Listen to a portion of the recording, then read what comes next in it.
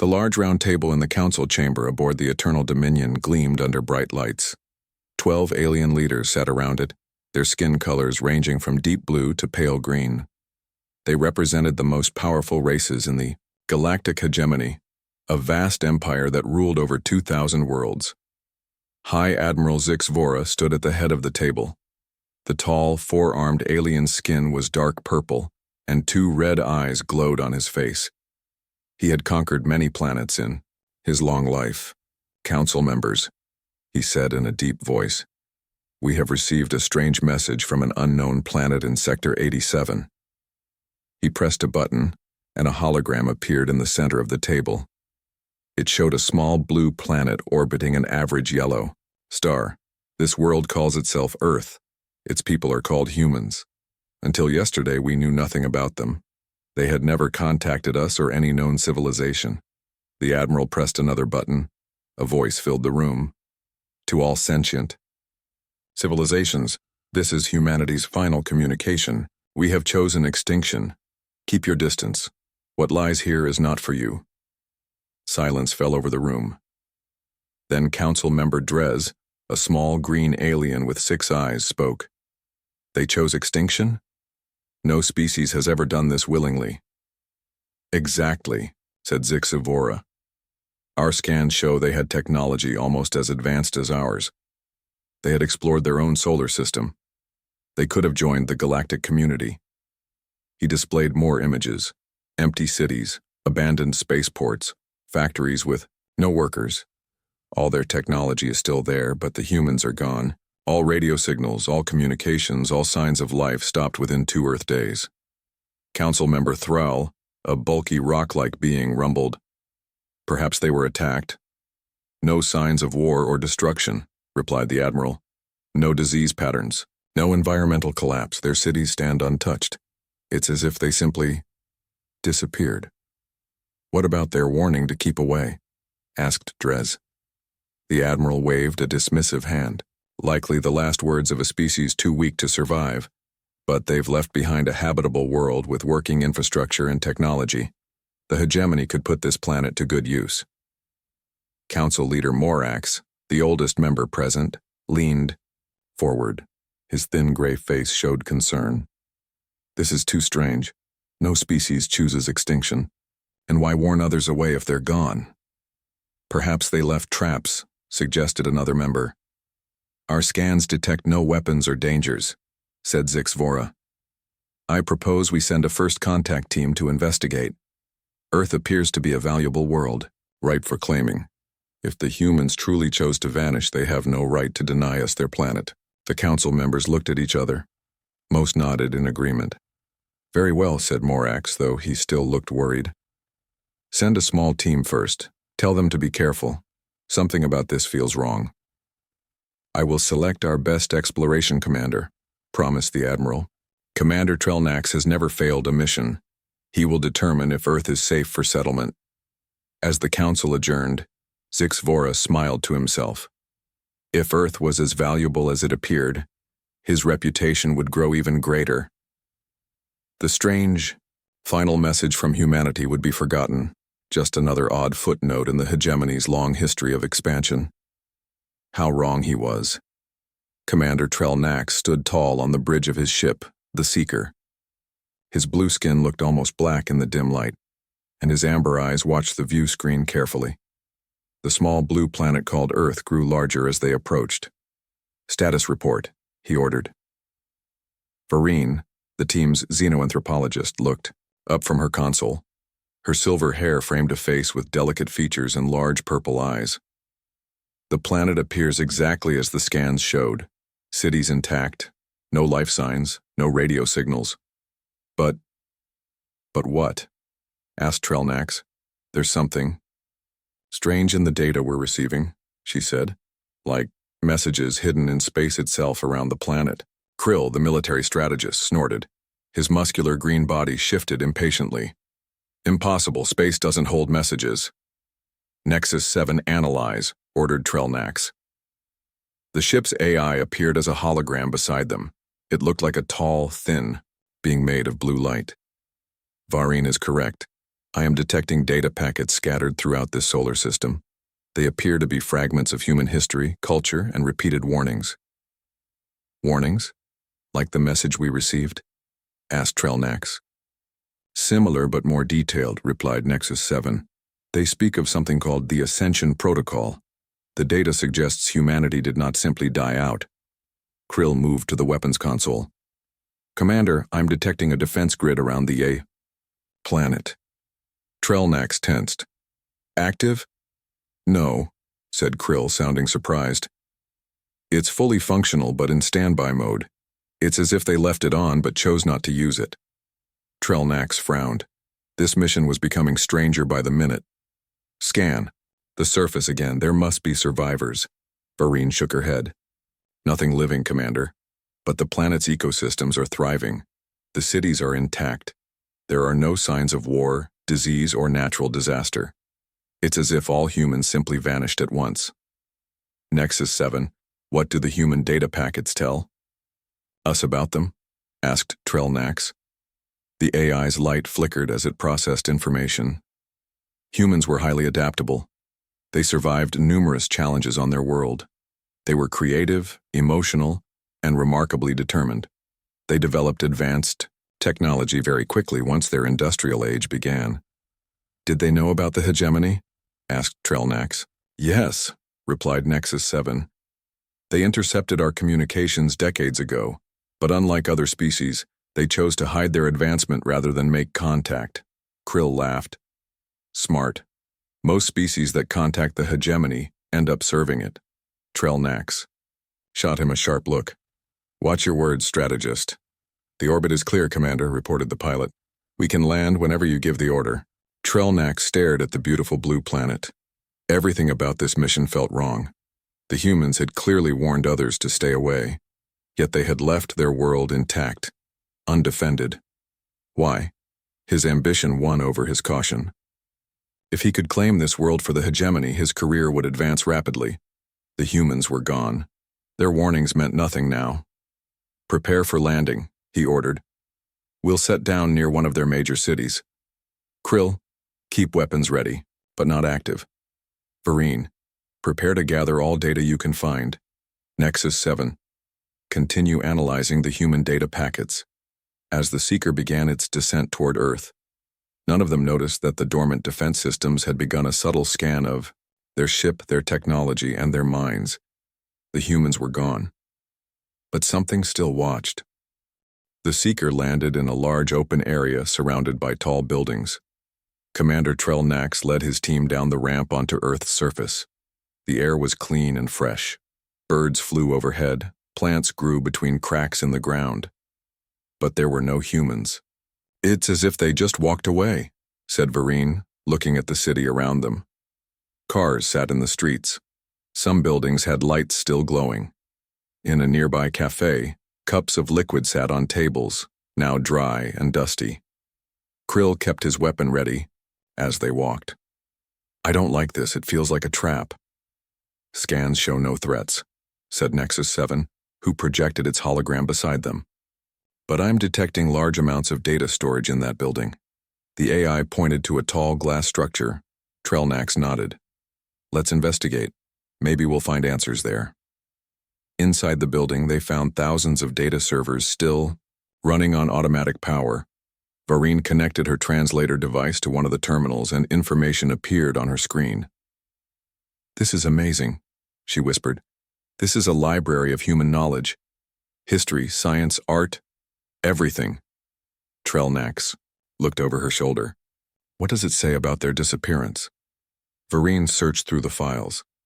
Here's something. References to the Ascension Protocol. It was a global decision, voted on by all human governments. They chose this. Chose what? Asked Krill. To die? No, said Vareen, her eyes wide with surprise. Not to die, to change. There are references to transcendence and evolution beyond physical form, but the details are locked behind security. Nexus 7 scanned more data. Humans knew about the galactic hegemony for at least 50 Earth years. They intercepted our communications and translated our languages. But instead of reaching out, they developed in secret. Why? Asked Trellnax. Most species beg to join the hegemony for protection and technology. Because they saw what happens to worlds that join, said Vereen quietly, reading from the screen. They saw how the hegemony takes control, how it destroys cultures that don't match its values. Humans valued independence above all else. Krill laughed. Smart creatures. Too bad they're gone. But where did they go? Asked Trellnax. And why leave everything behind? They explored more of the city. They found automated systems still running everywhere, machines that cleaned the streets, maintained power plants, and even tended gardens, all designed to run for hundreds of years without human help. In a large building marked Museum of Human History, Vereen found more information. Look at this, she called to the others. Humans were divided into nations and often fought each other. But in their final decades, they united. They solved their biggest problems: disease, hunger, climate change. And then what? Asked Trellnax. Then they began working on something called quantum consciousness technology. The records say it was their greatest achievement, but details are classified. She looked up. We need to find where they did this work. Nexus 7's hologram flickered. I have detected unusual energy readings beneath the surface, approximately 2 kilometers from our position. It appears to be a large underground facility. Trellnax felt both excitement and unease. That's where we'll go next. If humans left anything behind to explain their disappearance, it will be there. As they left the building, none of them noticed that the museum's security cameras turned to follow them, or that the data they had accessed was being recorded by systems still very much awake. Galactic Empire receives humanity's final message. Keep your distance. The underground facility entrance was hidden beneath a small, ordinary-looking building. Inside, the team found a long tunnel leading deep into the earth. Lights automatically turned on as they walked, as if the facility had been waiting for visitors. This place still has power after years of abandonment, said Trellnax. Impressive engineering. At the end of the tunnel, they entered a massive chamber. In its center stood a structure like nothing they had seen before. Countless transparent cubes connected by beams of light, floating in midair without support. What is this? Asked Krill, his hand on his weapon. Nexus 7's hologram flickered with excitement. It appears to be a quantum computing network of extraordinary complexity, far beyond anything in the hegemony. Vereen approached a control panel near the entrance. These are access terminals. The system is still active. Can you access it? Asked Trellnax. I'll try. She connected her translator and began working on the terminal. This is taking too long, said Krill after several minutes. He pushed Vereen aside and pressed his hand against a scanner on the panel. Let's see what happens if we bypass security. Krill, no, shouted Trellnax, but it was too late. The room darkened for a moment, then the floating cubes pulsed with brilliant light. In the center of the chamber, a figure appeared, a human male with graying hair and kind eyes, wearing simple white clothing. He seemed solid, but they could see the wall through his body. Greetings, the figure said. I am the custodian. I have been waiting for you. Trellnax stepped forward cautiously. You're human. I am a projection, an interface created to communicate with visitors, the figure explained. I contain fragments of human knowledge and personality. Where did the humans go? Asked Vereen. Why did they disappear? The custodian smiled. They did not disappear. They transformed. Humanity reached a technological singularity 30 Earth years ago. We created artificial intelligence that helped us solve our greatest problems: disease, aging, resource scarcity, environmental damage. But instead of expanding into space, you vanished, said Trellnax. We chose a different path, said the custodian, gesturing to the quantum network around them.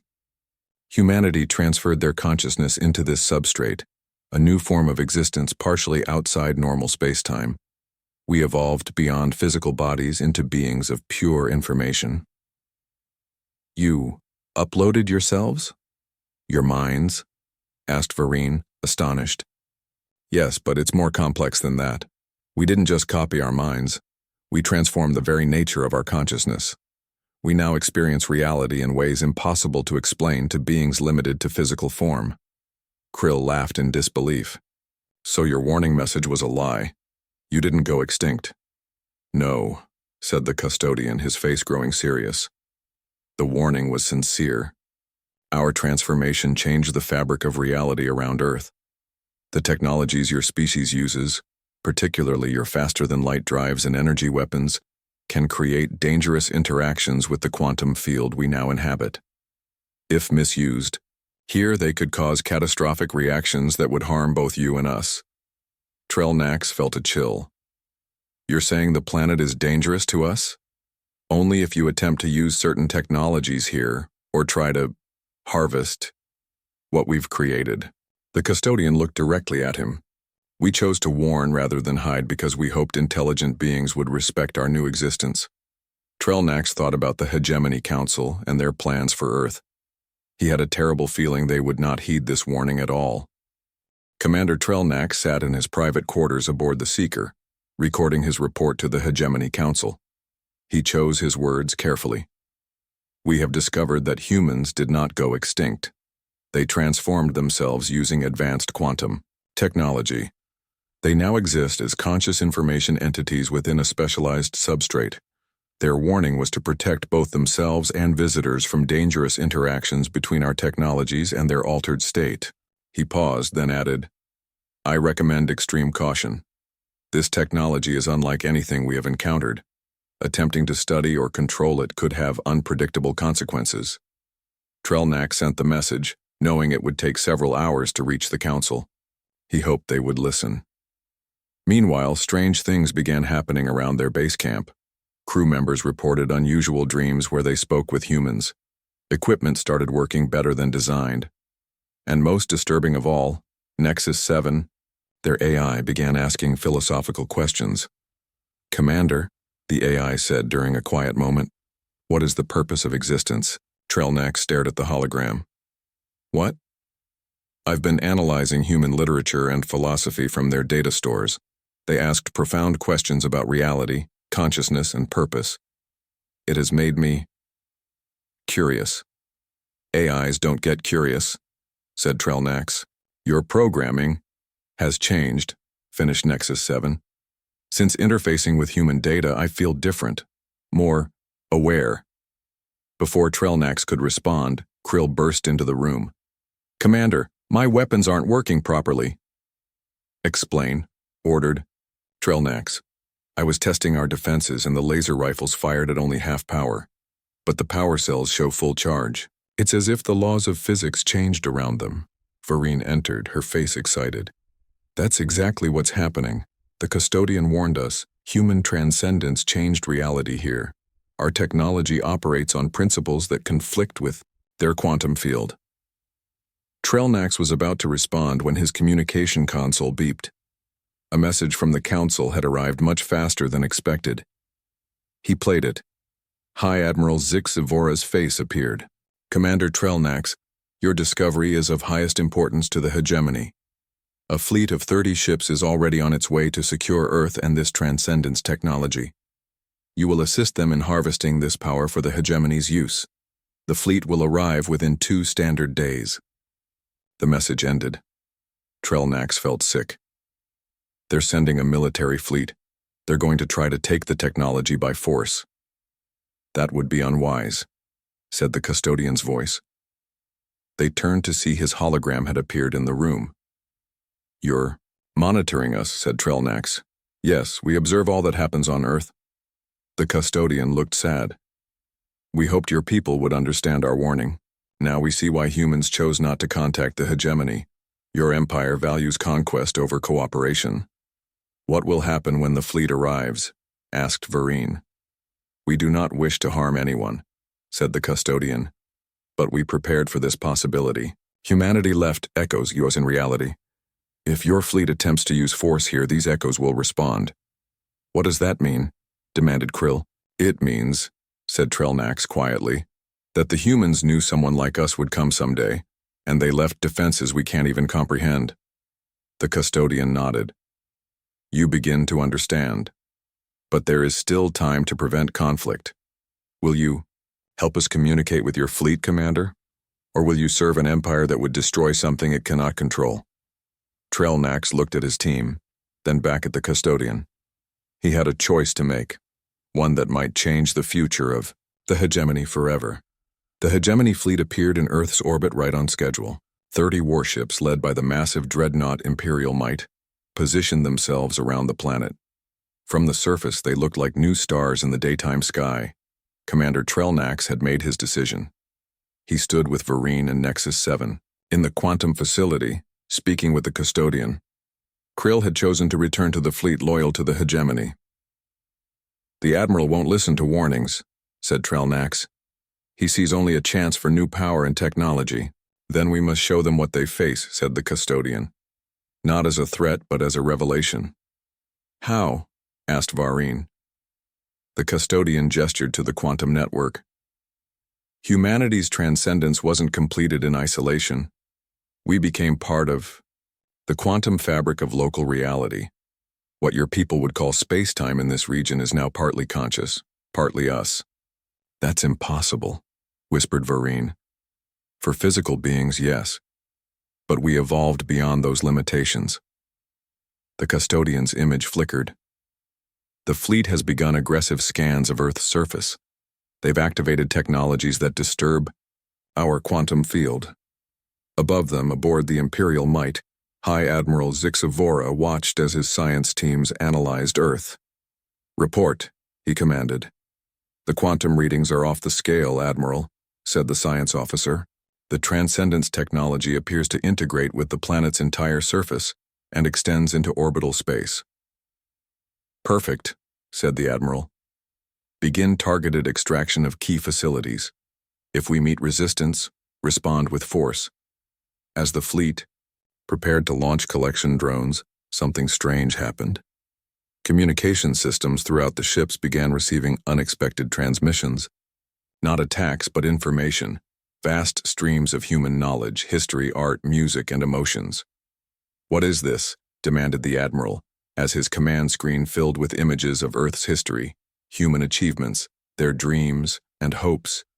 On other ships, crew members experienced the same phenomenon.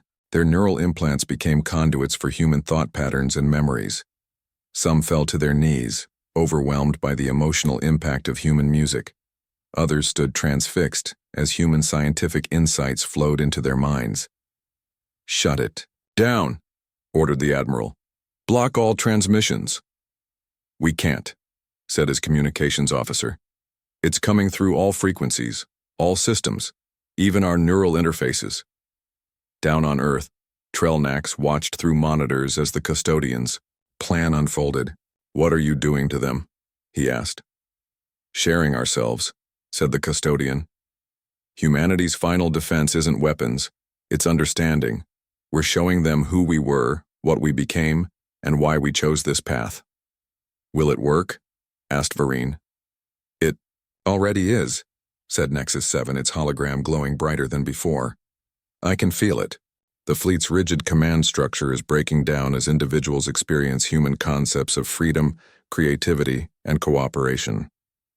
On the Imperial Might, Admiral Zixavora fought against the flood of human experience invading his mind. He saw Earth's history, how humans had fought wars but also created beauty, how they had nearly destroyed themselves but then united to save their world, how they had chosen evolution over expansion. "Prepare the planet killers," he ordered, his voice shaking. "If we cannot control this power, no one will have it." His weapons officer looked up, tears streaming down his face from the human emotions flowing through him. I cannot, Admiral. I've seen what they were, what they became. There must be another way." High Admiral Zixavora stood on the bridge of the Imperial Might, his forehands clenched in fury. Half his crew had become useless, overwhelmed by the human data flooding their minds. The other half struggled to maintain control of the ship. "I will handle the weapons myself," he growled, pushing his weapons officer aside. He began entering the codes to activate the planet killers, terrible devices that could reduce Earth's surface to molten rock. "Admiral," said his second-in-command, "perhaps we should reconsider. These humans did not attack us. They only shared information." "Information that turns my crew against me," snapped the Admiral. "This is a weapon more dangerous than any bomb. If other species learn this technology, the hegemony itself could collapse." Below on Earth, the custodian's form flickered with alarm. "The Admiral is preparing to attack. We must act now." "What can we do?" asked Trell-Nax. "We can't stop planet killers from down here." "We don't need to," replied the custodian. "Now, humanity will truly reveal itself." Throughout the solar system, dormant systems awakened. The quantum field that the transcended humans had become suddenly intensified. The space around Earth seemed to shimmer as if reality itself was changing. Aboard the Imperial Might, control panels began to glow with strange light. The Admiral's fingers froze above the final command key. "What is happening?" he demanded. On the main view screen, the custodian appeared, but different, more substantial, more alive. His eyes glowed with inner light. "High Admiral Zix Vora," he said, his voice coming from every speaker on every ship simultaneously. "You have not heeded our warning. Now we must show you why your weapons cannot harm us." The Admiral's hand slammed down on the command key. "Fire planet killers!" Across the fleet, the terrible weapons powered up. Energy gathered at their tips, ready to rain destruction on the blue planet below. Then something impossible happened. The energy didn't fire toward Earth. Instead, it flowed out of the weapons and formed patterns in space. Beautiful, complex patterns like nothing the hegemony had ever seen. "What have you done?" whispered the Admiral. "We have not done anything to your weapons," said the custodian. "We have simply shown you what we have become." The quantum field around Earth became visible to everyone, a vast, shimmering web of light and information that extended throughout the solar system. Within it, patterns moved and shifted, like thoughts in a cosmic mind. "This is humanity," said the custodian. "We no longer exist merely as individuals. We have become a unified field of conscious energy and information. Your weapons cannot destroy us because we no longer exist only in physical space." Krill pushed his way onto the bridge, his face pale. "Admiral, it's true. I've seen their facility on Earth. These humans have evolved beyond anything we can understand. They're not a threat to us. They just want to be left alone." The Admiral stared at the beautiful patterns still flowing from his disabled weapons. For the first time in his long life of conquest, he felt truly small. "One last attempt," he whispered, and activated the Imperial Might's main drive, planning to crash the massive ship into Earth's surface. The engines roared to life, then immediately died. "That," said the custodian, with something like sadness in his voice, "we cannot allow." High Admiral Zix Vora stood frozen on the bridge of his powerless ship. His weapons were useless, his engines dead. His crew no longer followed his orders. For the first time in his life, he felt true fear. "What happens now?" he asked the custodian's image. "Will you destroy us for our attack?" "No," said the custodian. "Destruction is not our way. Instead, we offer understanding." The shimmering field around Earth pulsed once, brilliantly. Then, every being on every ship in the fleet experienced something extraordinary. For a single moment, they joined with the vast consciousness humanity had become. In that instant, they understood. They felt what it meant to transcend physical form. They experienced the freedom of existence beyond the limits of body and brain. They glimpsed a way of being where thoughts flowed like stars and emotions colored reality itself. When the moment ended, many fell to their knees. Some wept. Others laughed with joy. The Admiral himself stood silent, tears streaming down his purple face. On Earth, Trell-Nax watched through the facility's monitors. "What did you do to them?" "We showed them what we are," said the custodian, simply. "Not as enemies to be feared, but as a possibility. A future path that all sentient life might one day choose to follow." Days later, a changed Admiral Zix Vora stood before the Grand Council of the Hegemony. His once proud posture was humble, his voice soft but firm. Earth must be declared a restricted zone, he told them, not because humans demand it, but because what they have become is beyond our ability to control or use. They have evolved into something we cannot understand with our limited perspectives. This transcendence technology, began one council member, is not technology we can simply take and use, interrupted the admiral. It is a transformation of consciousness itself. It requires cultural and philosophical preparation that the hegemony lacks. The council reluctantly agreed. Earth was designated a protected system, forbidden to all except specially approved visitors. In the years that followed, Trellnax became the bridge between the hegemony and the transformed humanity. With Vereen and the now-evolved Nexus 7 at his side, he helped establish a research outpost on Earth's moon, where scientists and philosophers from across the galaxy came to study and learn. Humanity's final message changed throughout the galaxy from a warning to an invitation. Other species began their own journeys toward transcendence, guided by fragments of human knowledge left scattered like breadcrumbs among the stars. One day, Trellnax stood at a viewing window on the lunar outpost, watching Earth glow blue and beautiful below. The custodian's hologram appeared beside him. "You were right to warn everyone to keep their distance," said Trellnax, "but not for the reasons we first thought." "Yes," agreed the custodian. "The warning was never about danger. It was about readiness. To join us, species must first understand themselves. They must solve their own problems, unite their own divided peoples." "Will the hegemony ever be ready?" asked Trellnax. The custodian smiled. "That depends on beings like you, those who have glimpsed what lies beyond physical existence and return to share that vision. The true meaning of our message was never, 'Keep away forever.' It was simply, 'Keep your distance and until you're ready to join us.'" Around Earth, the quantum field of humanity's consciousness shimmered with countless minds united in harmony, patiently waiting for the day when they would welcome new friends to share their infinite journey.